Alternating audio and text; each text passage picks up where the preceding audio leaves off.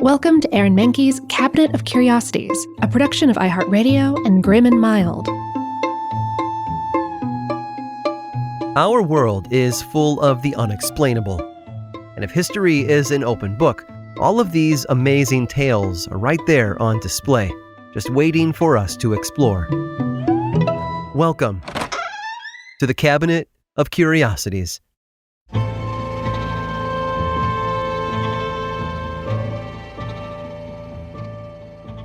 There's a great debate that happens each October. What's the best Halloween candy? Plenty of people jump in right off the bat with their Reese's or Snickers or Kit Kats. Maybe Sour Patch Kids or Gummy Bears if you want something fruity. Me, I will always remember the popcorn balls that my next-door neighbor handed out each year. But how did we get here anyway? Where did this idea of walking door to door for candy handouts actually come from? Well, Halloween actually originates from Samhain, an ancient Celtic harvest festival that was celebrated between October 31st and November 1st. The Celts believed that the boundary between our world and the spirit world was thinnest on those days, and that residents of the netherworld could cross into this one to, wreak some havoc.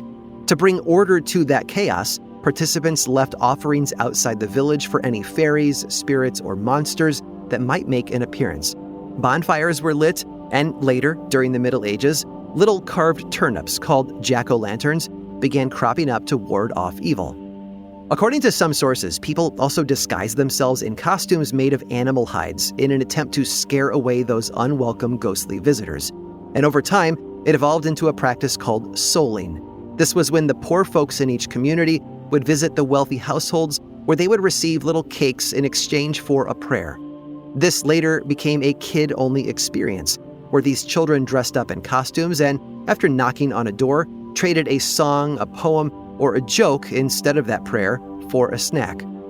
Modern-day Halloween fully took shape in the United States, with many communities organizing group trick-or-treating in the early 20th century.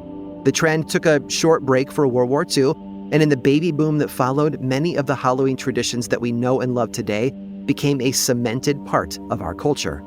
Among the candies that are handed out today is one that's far older than you would probably guess. In fact, one version can trace its roots all the way back to Philadelphia in the 1880s. That was where a man named George Renninger worked for the Wonderly Candy Company, and he had a wild new idea.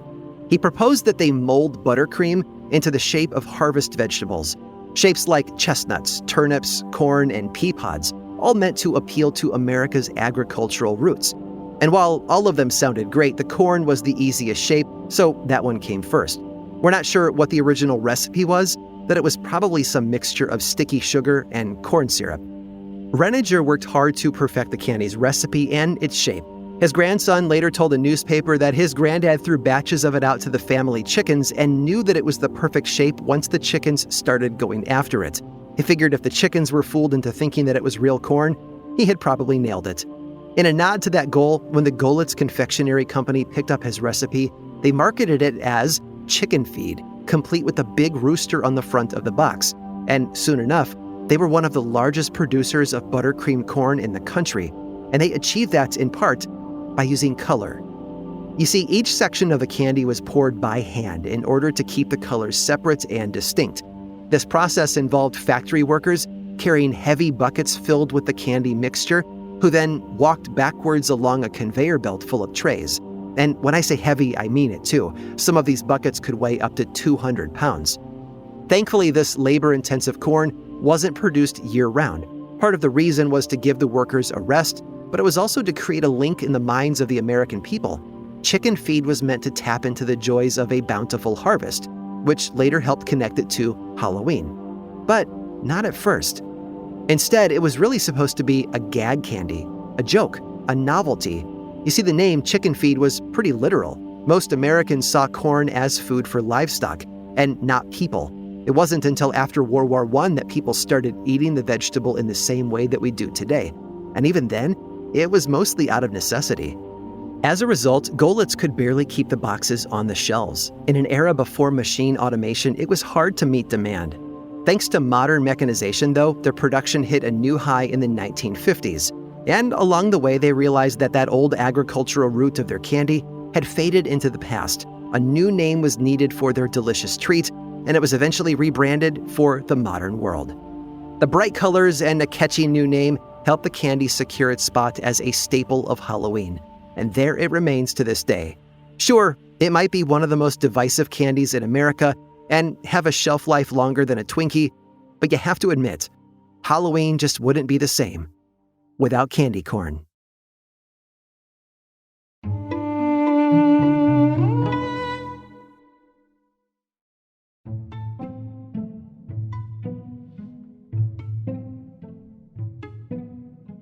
Here's a story you probably think you know. A family suffers an unspeakable tragedy. The oldest son, a handsome, charismatic young man of 19, is killed in a horrific motorcycle accident. His injuries are so severe the emergency responders won't even let his parents see the body before he's pronounced dead. Over the next 3 days, they go through the harrowing task of laying their son to rest. The night after the funeral, they lie awake, feeling like they're the ones whose lives are over. But the next morning, the sun rises, and there's still so much to do. Like filing a claim on their son's life insurance policy, which will hopefully cover the burial expenses. Filling out the paperwork is painful, but at least it should be straightforward. Or so they think so. The claim winds up on the desk of an insurance inspector who spends his morning reading over the details. The 19-year-old motorcyclist's name was Angelo Hayes, from a small village in southern France. His accident occurred on September 1st of 1937, and it's unclear if he was speeding or driving recklessly, but he wound up crashing headfirst into a brick wall. Medical experts pronounced him dead, and he was buried 3 days later. It all seems pretty cut and dried, except for one troubling detail. Angelo's father took out the life insurance policy worth 200,000 francs right before the young man's death. If your foul play alarms are blaring, you're not alone. The insurance inspector finds this very suspicious, to the point that he questions whether Angelo's death was an accident at all. There's only one way to find out for certain. The inspector gets approval to exhume the body and heads out to the cemetery. By this point, 5 days have passed since the crash, and Angelo has been in the ground for 3. But when the coffin is dug up and opened, there is no stink of rotting flesh. Angelo's in there, though, and his injuries seem to confirm the official story. His skull is cracked, and his face is so damaged he's barely recognizable. Still, the inspector can feel that there's something wrong here, so he keeps searching, and then he finds it. Not evidence of murder, but something even more alarming. A heartbeat. Angelo Hayes is alive. He's unconscious, and his breathing is incredibly shallow, but he's got a pulse. The inspector can't believe it, and he immediately calls for help. Angelo is lifted from the grave and rushed to the hospital, where medical experts try to piece together what happened. It doesn't take long to work out a leading theory. It seems that the motorcycle crash that fractured Angelo's skull put him into a coma. This caused many of his bodily functions to shut down, making him appear dead. Remember, this was 1937, not 2020. His heartbeat was so faint that even the doctors missed it. This also explains how he's lasted so long underground.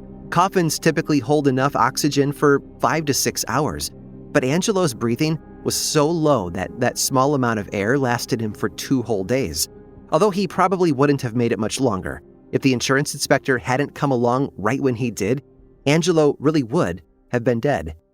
It feels like a miracle, and with medical care, Angelo soon wakes up. He goes through the extensive procedures to treat his injuries and even makes a full recovery. Needless to say, Angelo's parents are overjoyed to have their son back, and Angelo is grateful to be alive and winds up profiting from the experience. His story spreads to the point that he becomes a minor celebrity in France. Meanwhile, the insurance inspector gets to go home a hero. He rescued a young man, reunited a family, and saved his company from paying out death benefits worth 200,000 francs. It just goes to show you that you don't always know where someone's story is heading. And sometimes, everyone wins. I hope you've enjoyed today's guided tour of the Cabinet of Curiosities. Subscribe for free on Apple Podcasts or learn more about the show by visiting curiositiespodcast.com. This show was created by me, Aaron Mahnke, in partnership with How Stuff Works. I make another award-winning show called Lore, which is a podcast, book series, and television show, and you can learn all about it over at theworldoflore.com. And until next time, Stay curious.